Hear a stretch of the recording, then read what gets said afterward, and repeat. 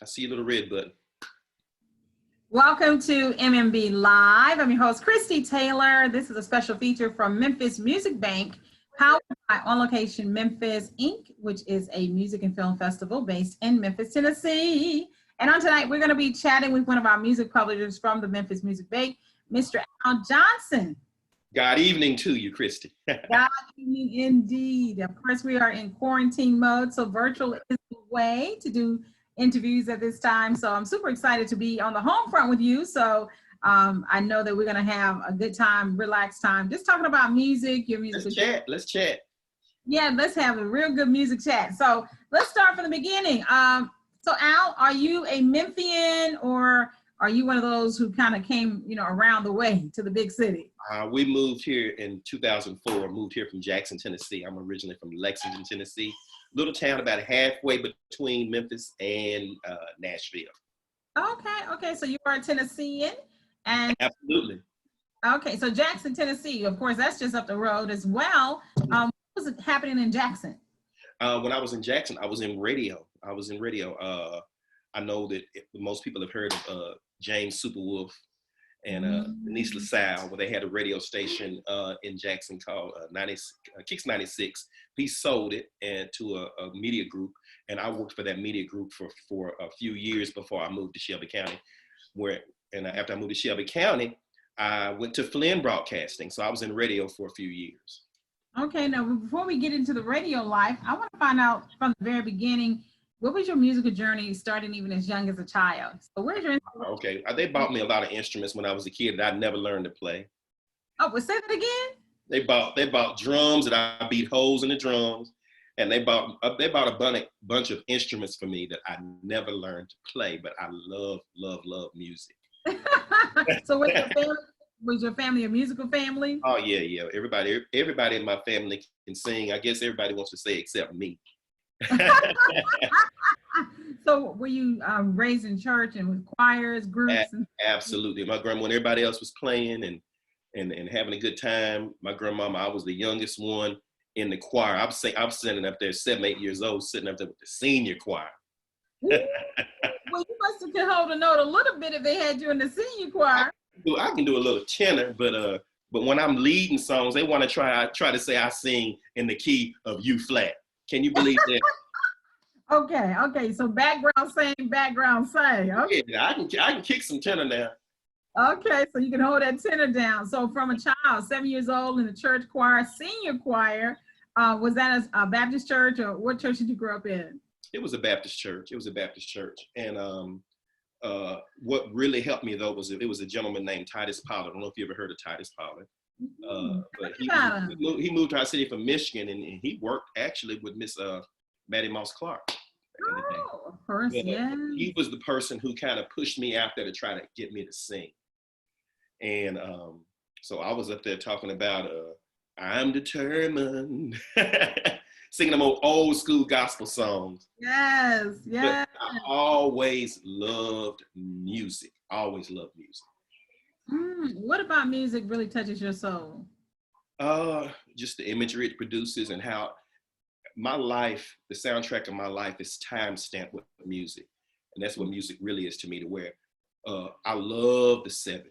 I love the instrumentation. I love the vocals. I love how they played with the ow and all the creativity. And it wasn't just about singing with a bunch of runs that popped the vein out of your head, but it was just being very creative and using that voice as an instrument. And so I just love the vocal dynamics and the instrumentation of the 70s, and then how that parlayed into the 80s. And I just love that era of music, the 70s, 80s, both with R&B and gospel. The choirs of that time, Edwin Hawkins singers. My grandmother would be cleaning up on Saturday morning, listening to that old Happy Day album that everybody knows. 1968 or 1969? That I'm not sure, but I know that she was wearing that album out all through the early 70s. Yes, I think it came out. My brother, he's like a diehard when it comes to knowing music facts, and I think that album, Oh Happy Day, because we were born in Washington, D.C., moved to Tennessee in 1972, so the album was already out, but I think it dropped in 68 or 69, and you're right. That's about right. That sounds about right. Yeah, everybody was jamming "Oh Happy Day." Edwin Hawkins. So that's actually the first song that I sang in a choir was "Oh Happy Day." Oh, seriously? Yeah. How old were you? Like 7, 8 years old? That time, I guess at that time, thinking back, I was probably about 10. 10 years old by that time. Yeah, Wow. something like that. Yeah. So grandma got you in the church choir, got you jamming on Saturday mornings to Edwin Hawkins' "Oh Happy Day." Mm-hmm. Tell me about these instruments. They bought you all these instruments, but you could never figure out. Organs, drums, lead guitars. I played around with those things, but I never did. I wish that they had gotten me music lessons because I do love music so much. So you couldn't even figure out the drum. You know, most people just beat on them pots and pans. Like, oh my goodness. Lord have mercy. I don't know. It's almost like I can see how someone who can't talk, how they would love to be able to form words to where I can hear this music, even when I hear in my head. And when we went into music production, I don't want to jump ahead of the conversation, how I would try to describe, okay, this is the bass line I'm hearing. And this is, and then that's why I know I might be jumping ahead. My wife would always help me with that because she's a singer, she's the music person. Wow. Okay. So we got a really strong, love of music from early on, but for whatever reason, creating the music just didn't work, but you can hold down some good tenor. You could hold it. Yeah, I can hold down some good tenor. And that kind of led into, I guess it was around the year 2000. And this is before we left Lexington, Tennessee, to where I would wake up and I would tell my wife, I feel like these song lyrics are coming to me and these melodies are coming to me, and I would talk to her about them and we would flesh them out. And I ended up having about 30 songs, some lyrics, some melodies copywritten. Wow. So songwriting came to you very easily. It was just, I'm a writer by profession. I mean, I spent several years in corporate America as a marketing manager and a copywriter. And so, and then of course I've got a blog that I blog every day. And so, as a profession, I am a writer. And so when it came to music, they just kind of flowed naturally. I was always thinking, I'm kind of jumping around because I'm trying to think where this started. In '96, I was called into the ministry. Okay. So in about 2000 is when the song started coming. So from childhood to, the ministry, what were you doing in regards to music? For childhood, all my life it was choirs. All my life it was choirs. All my life, to the point to where when my wife and I got married, and about 2 years after we got married in our town, we organized a community choir. And we would do concerts once a year, every year, with people from the community. We organized it, and with the help of some other people, and that got to the point to where it became an event that was really anticipated for about 3 or 4 summers. But then, as I said, in 2000, I started just writing down songs, writing down lyrics, and telling my wife the melody that I was hearing in my head, and she would help me flesh those out. Now, how did you all meet? Because she is a phenomenal singer in her own right. Thank you. And you getting some props, Michelle. Thank you. We tried to get her to come on, but she said, she's not camera ready. She can still slip over here and come and have a little conversation with us at a camera view at any time to help me with this conversation, because I want to make sure my memories are correct. So we met, her father was my pastor. Okay. And my grandmother cooked for them every Sunday. Wow. So they came up to our house to eat every Sunday. Y'all are childhood friends. Oh yeah. They moved to our town. I think I was 10 and she was 8. And then we went to high school, and we didn't go to high school together. We would see each other at church. And she just chased me down. She didn't, I know she's gonna probably jump in the story now. She probably gonna jump in the story. It was some future chasing there. Pepe Le Pew. We grew up in church together, singing in choirs together, and when did the love magic happen? About the time, okay, I went off to college, and when I came back home, and started going to college here. And then before I graduated college, we got married. We got married before I graduated college. And so we got married and moved back and settled in Lexington at the time. And that's where we did the community choirs. And but Michelle, help me out. What's that? She said, how did we get together? At church? Yeah, I told her at church, and then the love magic started happening about late teens, right? Yep. About late teens, yep. Okay. And so we got married. 11th grade, and you were a freshman in. Yep. We got married. She was in the 11th grade. Wow. And I was a freshman in college, and I moved back here. It's 1987. 1987. And so then that's when the music, as far as you really getting involved in what we would call the music industry portion of things. When you at that time, we were both working on trying to finish school. But yeah, when we were at home, we were always a music family, always. And so when we were at home, we were always we were working and organizing the choir and doing that and doing the choir thing and always writing around and playing around with songs and stuff. But it really didn't take off as far as us really being serious about it until the year 2000. And that's when I went and officially filed copyrights for the songs that I'd done at the Library of Congress. Understood. Okay, so then let's talk about that. Your jump from being just a music lover and starting the community choir into, you know, the songs flowing and moving into what we now have as a very amazing production team. Well, like I said, Michelle, she can sing. She's been singing since she was a little baby. And she was singing in church. And when I wrote these songs, I said, these songs are for you. And she said, no, they're not for me. You're going to write those songs for somebody else. But I was just adamant that these songs are for you. So the most of the songwriting, even the songs that we recorded when we started recording in 2015, were written between 2000 and probably 2004. Wow. I know during that time, I wrote some songs with Titus Pollard, the name I mentioned, and he recorded those songs. So they're on YouTube as well. It's called Conversation with the Psalmist. It's the name of that album. So we did a lot of writing together in those early days, the time he was living in Jackson, Tennessee. Okay. And he was one of the teachers at Lane College, and since then he's moved to North Carolina. But we were songwriting partners, and then when he moved, Michelle and I just kind of took it up ourselves to where I would write, and she would really help me perfect what we done. And like I said, I can't play, so we were just kind of like, okay, I'm kind of hearing this, and I'm kind of hearing that.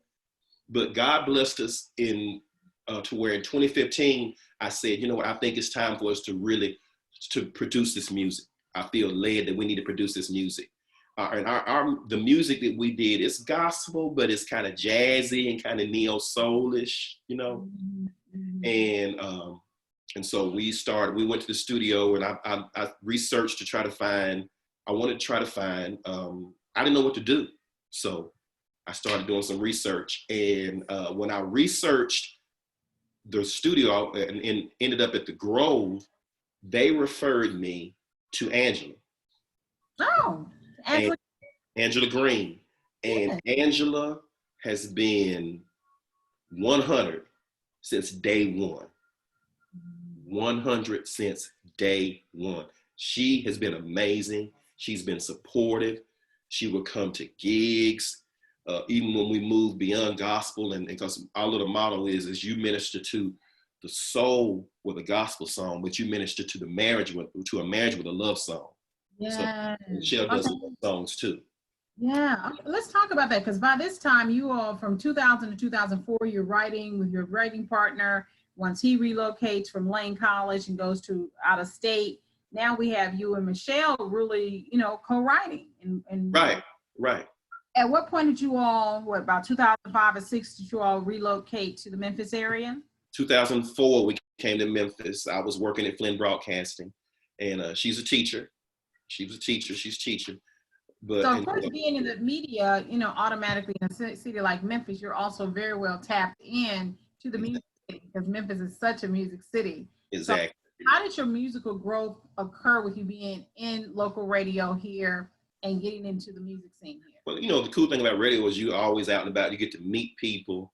And even when I was in Jackson, I was in radio marketing, but in Jackson, a friend of mine, he goes by the radio name Radio Rashid. And so we would do the evening drive, and we do these silly characters, and we would do these skits every day. And so that kind of helped make me feel more comfortable beyond the church setting. Yes, understood. And so, but that was a lot of fun. Didn't do that like time, because you're saying you're also pastoring, so you have a very forward-thinking approach to what we call holistic ministry. Exactly. I'm one of the assistant ministers at Oak Spring Church in Arlington. And, we believe in spiritual balance, even to the point to where the wedding, when Jesus was at that wedding party, Yes. and when they ran out of wine, in a sense, Jesus said, that's all right, I got the next round. They weren't getting drunk, but we believe in a life that with balance. So God wants you to have a nice time as long as you're not dishonoring his holy name and having that good time. And, life without music would just be all talk. So that's a beautiful way of saying it. I noticed that you said, in addition to, writing inspirational music, that you and Michelle really started composing music for marriages. I mean, I know that's an integral part of you all's, I would say, overall approach to music production. Let's talk about that. Okay, so as far as what we do is less composing music for marriages, but Michelle, like I said, she sings R&B covers, and she sings love songs that don't disrespect God. And so that's a part of our ministry, and it's a part of our marriage ministry that we won't, nobody's going to get romantic with His Eyes on a Sparrow or Amazing Grace. And if they can't get romantic off that, I don't want to be around you. There's something wrong with you. The Song of Solomon is all about romance and intimacy in the Bible. And so Michelle can easily navigate from the church setting to a setting to where she's at a wedding, or she's performed frequently at Onyx here in Memphis and Picasso's, and she's performed anywhere from Atlanta to New York, and in both settings. And what I love about it is even though she sings gospel, that when she does do R&B, they still refer to her as woman of God. They still refer to me as man of God. Yes. And even the song Urgent, the very first song that we recorded, the very first licensing opportunity that we got with that song was, I was on my way home from work, and Michelle was in the car with me, and I got an email from NBC Universal. Wow. I said, Michelle, we got an email from NBC Universal. You just playing. No, it's NBC Universal. And wow. they wanted permission to license Urgent for 1 year for the Tonight Show. Wow. We did a contract and licensed Urgent for bumpers and shows on the Tonight Show, for bumpers in and out of commercials and out of breaks. And the Roots did that song. And so that was at the very beginning. And it was almost like God giving us a little preview of what we know is going to come. Now, how did you all, let's talk about the business part, because I love the fact that even though you've always had a strong love for music, and though you didn't get a chance to, quote unquote, become a musician, you definitely have become a business, mogul in the music industry space, which is also extremely important because it is a music business. So you definitely are on the business aspect of music.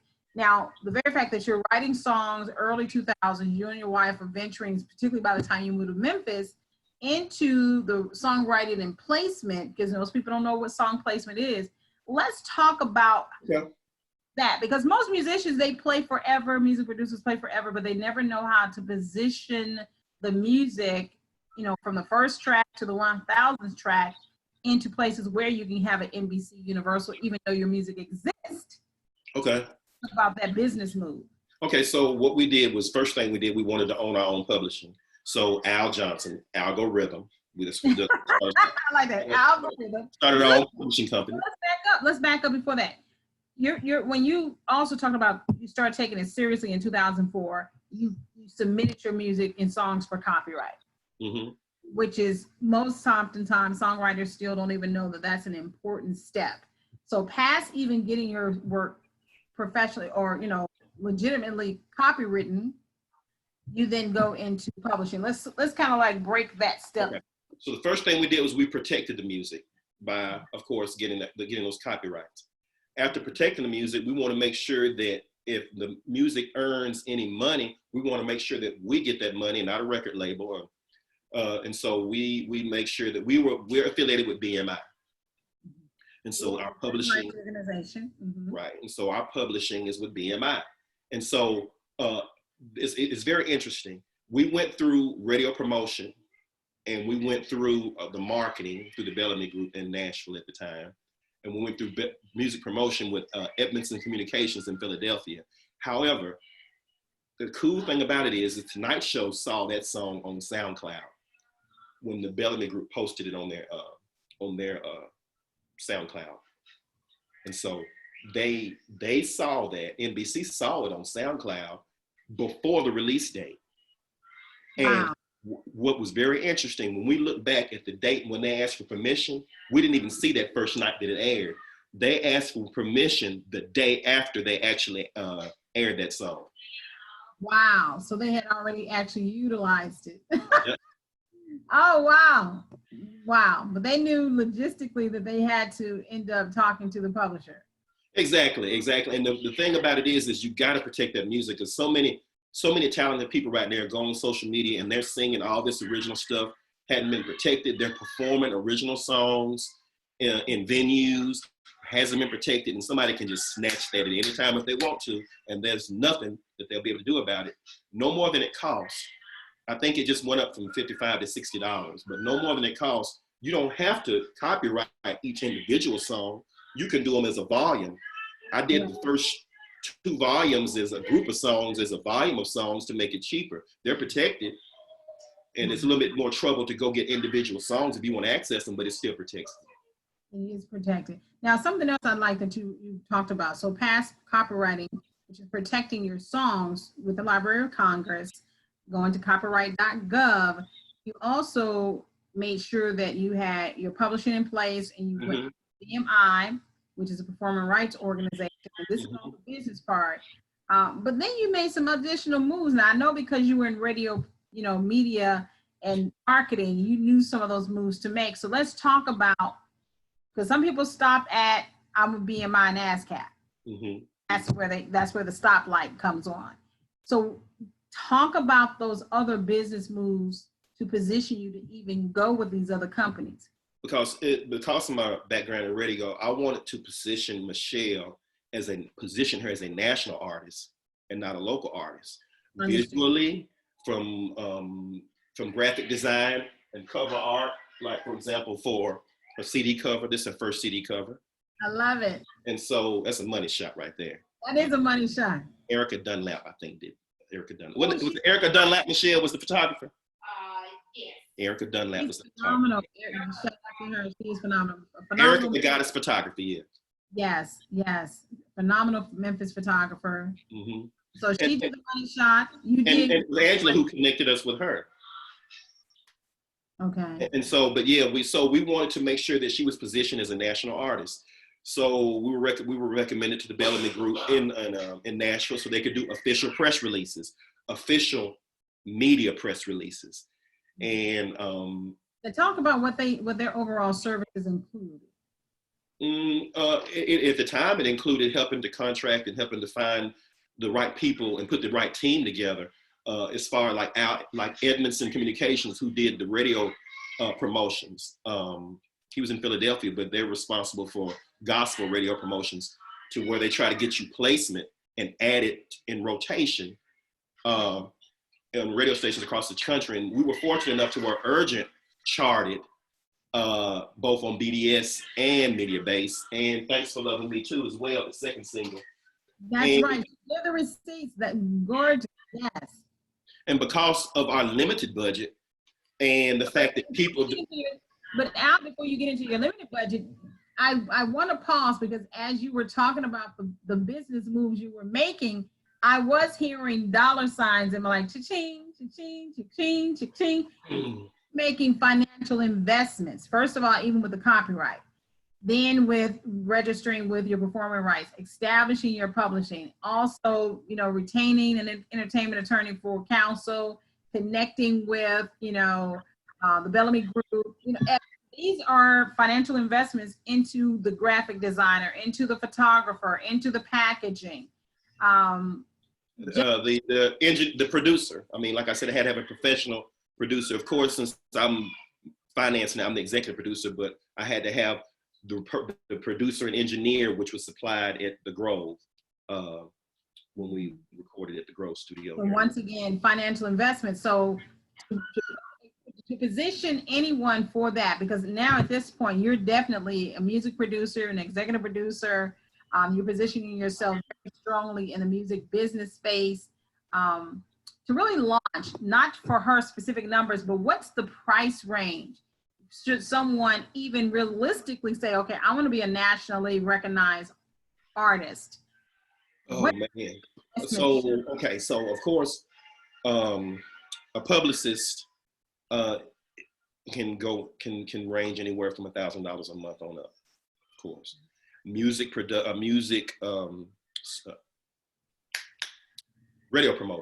promoter, the same, can be anywhere from $1,000 a month on up. Once you connect with someone, you can maybe work out a retainer deal, work out a deal.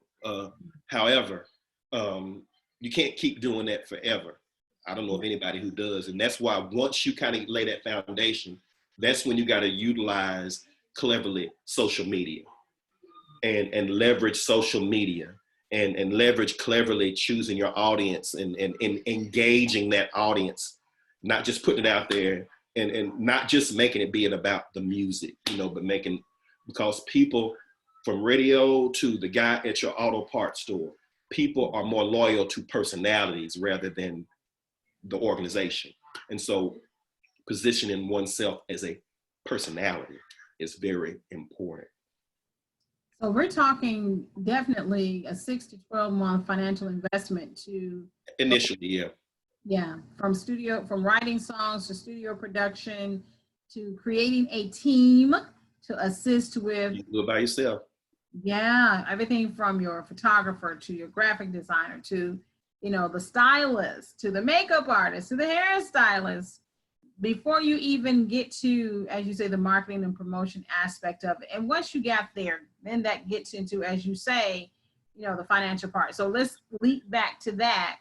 Financial investments have definitely been made, 6 months to a year, and NBC Universal, based upon the song being even placed on SoundCloud, which a lot of people overlook the importance of social media-based, I would say, platforms like that. Let's talk about that.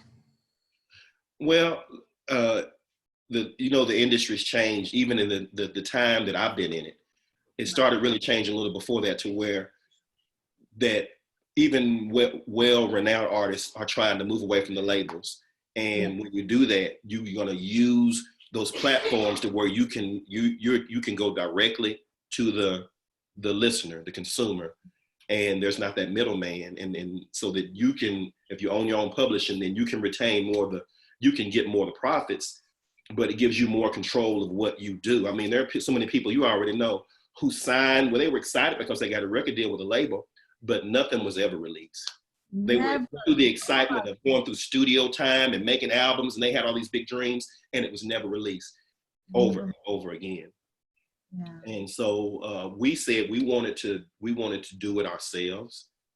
And so in doing that, we said we're going to have to, once we got to the point to where, okay, well, we can't continue to make this financial investment, we're going to leverage social media, and we're going to leverage relationships and just do what we can do to build a brand and be consistent. Even when you think no one's listening, continue to be consistent and be true to what God has placed inside of you.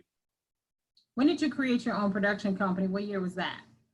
Well, that was in 2015 when we found out and we learned, and Angela was so rich with advice, that 2015 is when we first decided to record. And we actually met with her in 2014. So 2014 is when you go to BMI or ASCAP or whatever you use, that you're going to have to have your own publishing company. And so we just use that same name. And eventually we kind of went on to, for a little while, we were managing other groups and stuff like that. But If you spread yourself too thin, you're not going to be good at anything. You know, so Right. we kind of Right. running that in. Okay. So in the last couple of years now, of course, since you've already had a song that was acquired by a major studio conglomerate, I know that, like you said, from Jump Street, that whet your appetite. So have you all pursued that further to be in that space? Actually, we prefer that space because really, and I like the way that Angela calls it, mailbox money. You'll work yourself to death. So, for example, right now, performers cannot perform.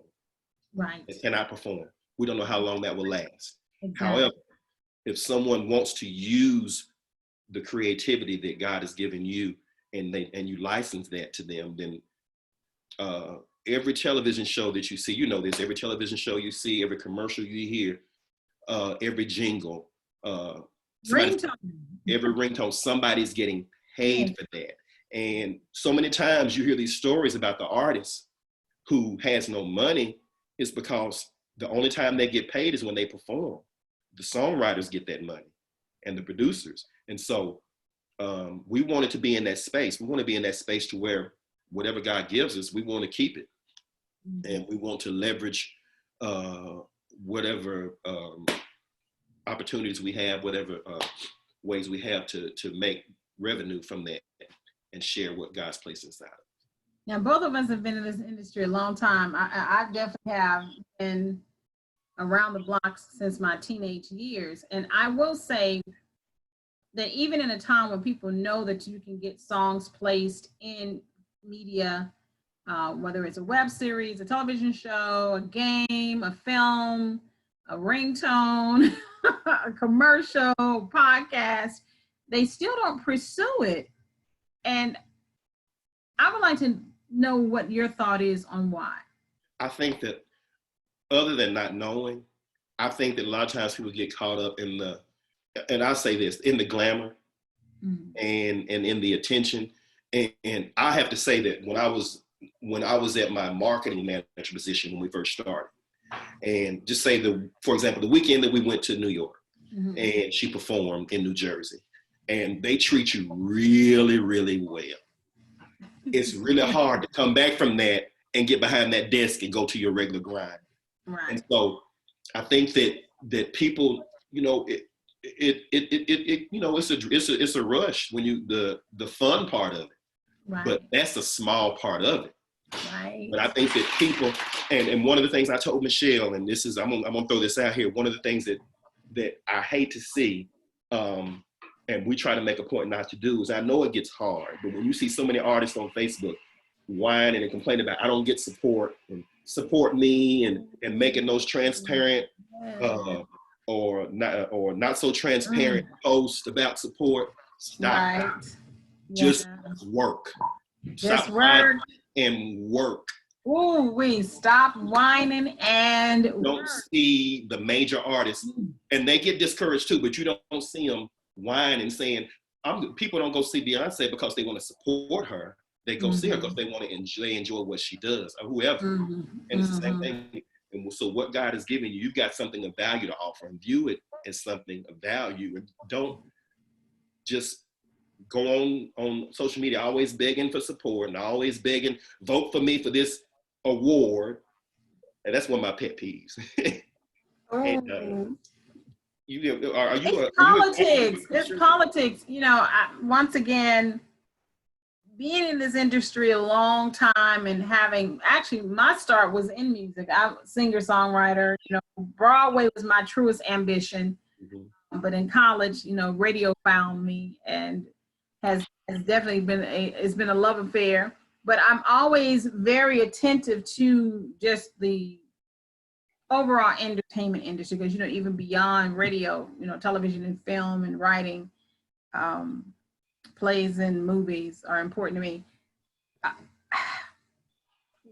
When you say don't whine, but work, and being old school, the way we were taught is like you never allow people to, as we used to say, smell the blood in the water.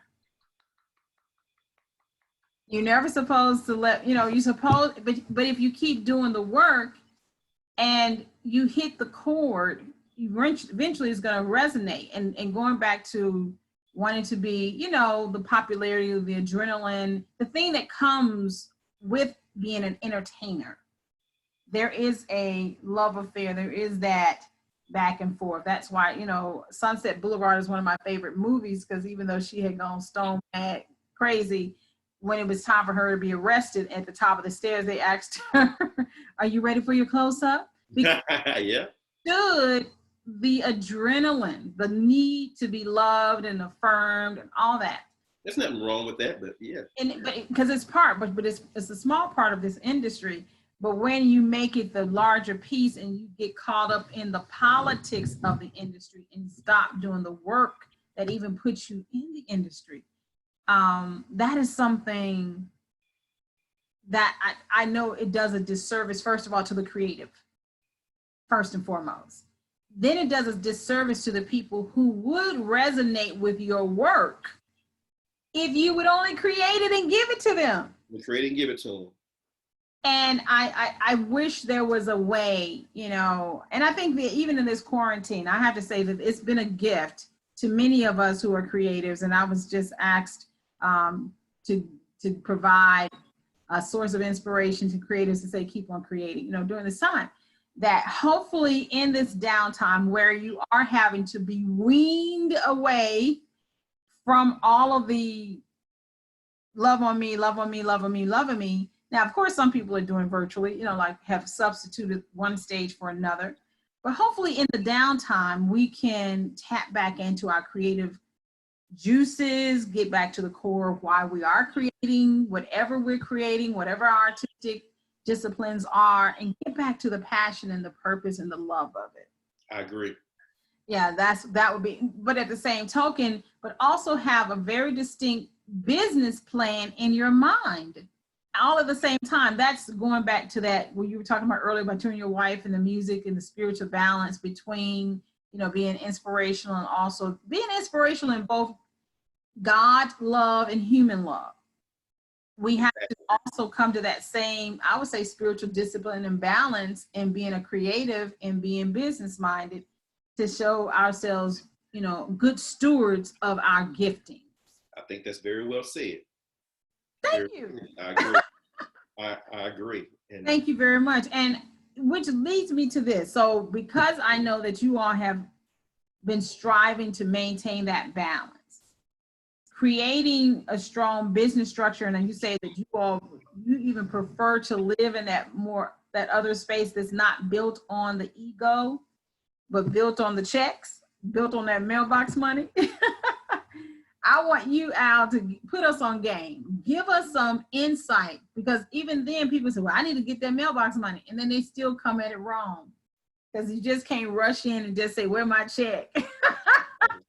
I mean, well, give us some insight.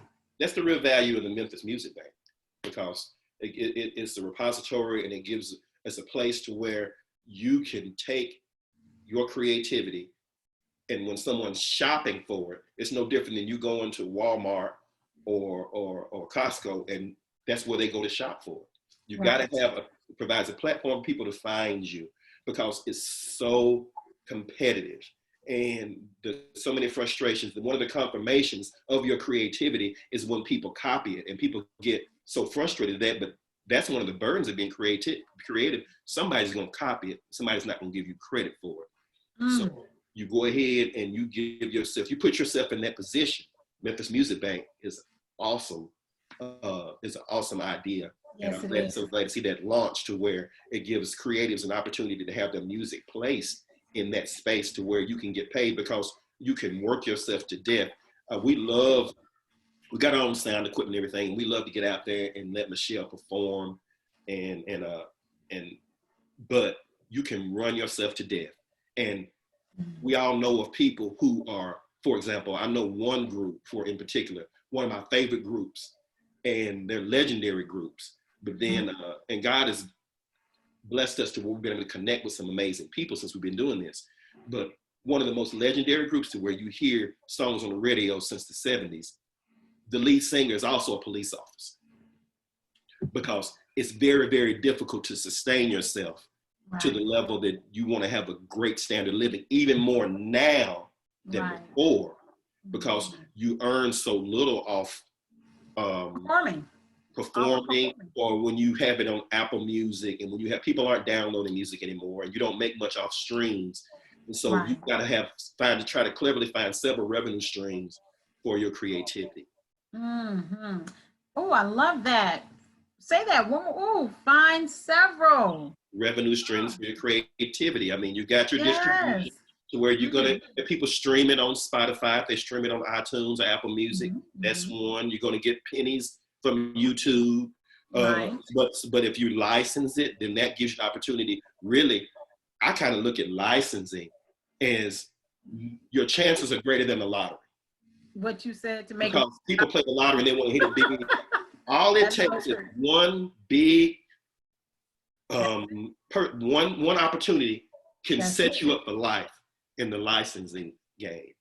Ooh, okay. What would be a great resource if somebody's, like, okay, I want to learn more about music licensing, music placement, scoring, and visual content.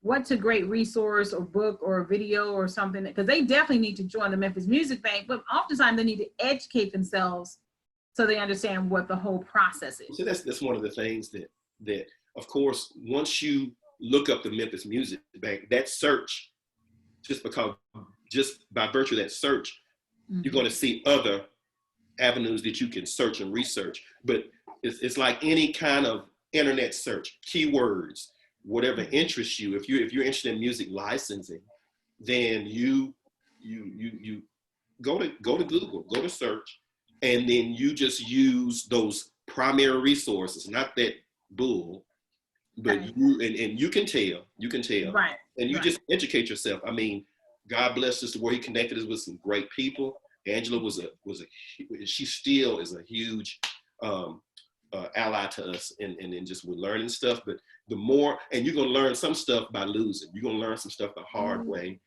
Right. But that's just a part of it. That's part of the process. And that's the best teacher, But it's a process. But you just have to take the time to invest the time and the money to.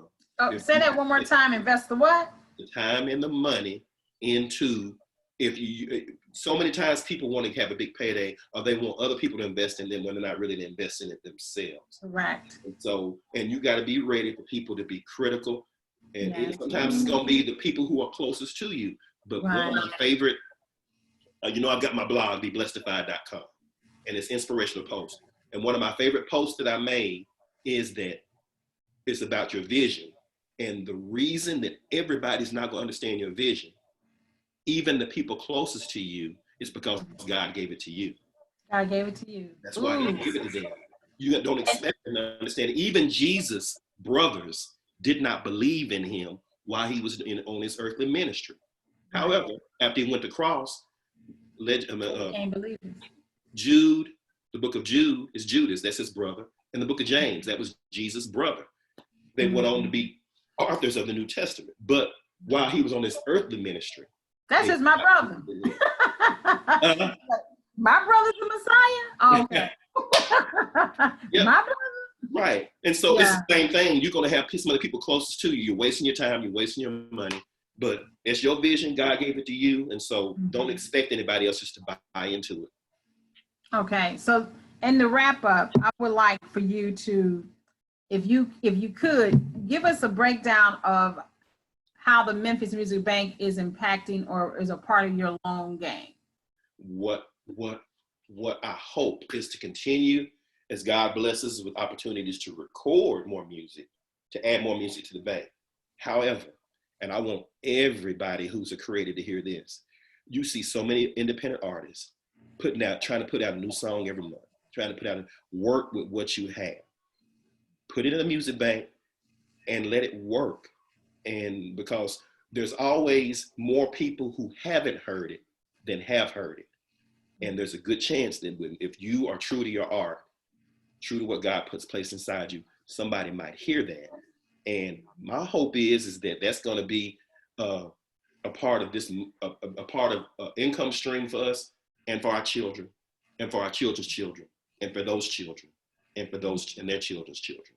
4 and 5 generations. I mean, It the Memphis happens. Music Bank is a huge. I mean, that's gonna keep us from having to perform all the time. Right. It's gonna help us in times like these when you can't perform. When you can't perform, but you can still be getting that check. 'Cause Exactly. they're gonna still be making content. They're still gonna have to entertain the people even while they're at the house. Yeah, definitely. All right. This has been amazing. Do you think we can get her to, at least say a little something or she gone? Hey, Michelle, can you come in for a moment, please? You don't have to get in the camera.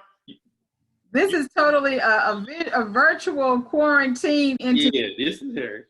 Look at it. Right. Tell her to hold that up while she's talking. So you ain't got to. I'm gonna hold this up while you're talking so you can see what you want to say to Michelle Christie. This is my baby girl. Got her braids going on there. So we just, Michelle, we're just about to wrap up, but he's definitely talked about you all's. Oh, look at him. Go and put your. Come on, Look, I just put half of it. But he's holding you. Go ahead and keep her picture up so they don't know that's her glamour look. That's her glamour look. Look, there you go. Exactly. But Michelle, he's talked a lot about you all in your game plan of you being a performer, you all co-writing, really as a strong business. It's the Memphis Music Bank now being a part of the long game. Any last things you want to say before we wrap up? No, it's just been a really, really good journey and a learning experience. We've done things that we, didn't think we would be able to do, because it takes money, and it's just, we really, really learned a lot, and we met a lot of really good people, nice people, and a lot of talented people, it's been really good. And I really like that Al is really holding up that fabulous. Right. No, that's it, darling. Now, see, how is it that you looking so good in the quarantine? Is what I want. Honey, I came ready. With just a little bit. I said, let me, ready for the camera. I was kind of like, am I getting enough light? Look, I'm trying to keep from that refrigerator keep calling my name. I'm trying to block it out. Honey, okay. Now, I will say that I've been really trying not to even buy some of my favorite junk food when I go to the grocery store because I know, because 9 times out of 10, I'm sitting up watching something, working on something in the bed, hours with a pass, and you're right. You're just like, Yes. I turned my Superman shirt into a Superman shirt. Well, you know something, but let's stay home, let's stay safe, and look, and let's stay sexy on your album cover, honey. On the album cover. Anything else, Al? Would you like? Thank you, Michelle. Thank you, Michelle. Thanks to you, Christy. We have worked together before, and that was a fun experience. We have worked together. That was fun. Sip at Sunset. That was nice. Yeah, Sip at Sunset. Yes, we. And I do want to thank also Loretta McNary because we got the opportunity through Larry Dotson Jr. To do a theme song for her show. And Michelle Rico wrote that song. Excellent. Put those names out there too. Yes, excellent. It's all about collaboration. It's about building out our, networks, both, locally and nationally and internationally. So once again, anybody who's interested in their amazing work, you've already seen that the quality of their work even had NBC Universal wanting their stuff. Hallelujah. That wasn't us, that was God. I got to give him credit. That was God. That is God. And God gonna bless y'all to go to the Memphis Music Bank and check out. Oh, we got family coming to the camera. Oh, we're good now. Hi. Say hey, Lauren. Hi. I love it. I love it. So Memphis Music Bank, when they go to the Memphis Music Bank, what can they expect? Give them the name of your production company and what they can expect. Okay, so it's Algorithm Music. That's what you're going to see on Memphis Music Bank.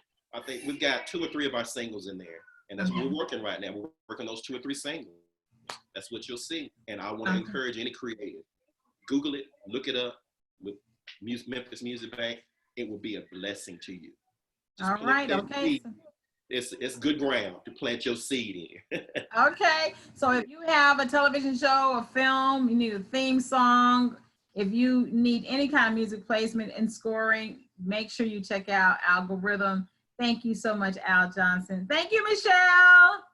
Thank you, Michelle. Okay, thank you. And I really appreciate everybody who's checking out the MMB Live. I'm your host, Christy Taylor. Find out more information about the Memphis Music Bank, go to the website as well as onlocationmemphis.org. All right, thank you, Al. All right, be blessed-ified. Be blessed-ified. Check out his blog as well. And do you have the website or anything else you want to share before we end? Okay, yeah, of course. Michelle's music is on all platforms. And be sure and check out Our Marriage is More Fun Than Yours. That's our ministry. That's our marriage ministry. We have the videos and a lot of fun content there. Michelle's page is Michelle with an E. Michelle with an E. Michelle with an E on Facebook and Instagram. The real Michelle Johnson on Instagram. I think that the videos will bless you real good. And if you want some inspiration daily, be blessedified.com. Be blessedified.com. But thank you so much, Al Johnson.